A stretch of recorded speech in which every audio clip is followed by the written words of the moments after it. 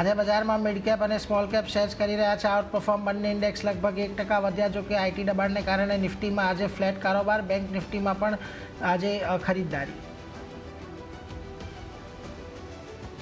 ડીજીટીઆરએ safeguard ડ્યુટીનો પ્રસ્તાવ બાદ metal શેરોમાં ચમક વધી. નિફ્ટી મેટલ ઇન્ડેક્સ લગભગ 1% મજબૂત. ટાટા સ્ટીલ લગભગ 2% વધીને વધ્યો. નિફ્ટીનો ટોપ ગેઇનર. નબળા વૈશ્વિક સંકેતોને કારણે આઈટી શેરોમાં વેચવાલી. નિફ્ટી આઈટી ઇન્ડેક્સ લગભગ 2% ઘટ્યો. ઇન્ફોસિસ 2% ઘટીને બન્યો નિફ્ટીનો ટોપ loser. TCS, tech Mahindra, LTI, માઇન્ટ્રી પણ 2% ઘટ્યા.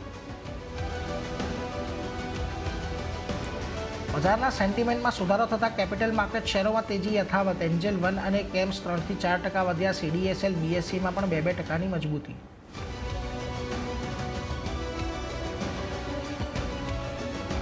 અને ઇન્ટરનેશનલ સ્પેસ સ્ટેશનથી 9 મહિના બાદ ધરતી પર પરત ફર્યા સુનિતા વિલિયમ્સ અને બુચ વિલ્મોર. એક્સના ડ્રેગન સ્પેસક્રાફ્ટમાંથી 2 અન્ય અંતરિક્ષ યાત્રીઓ પણ પરત ફર્યા.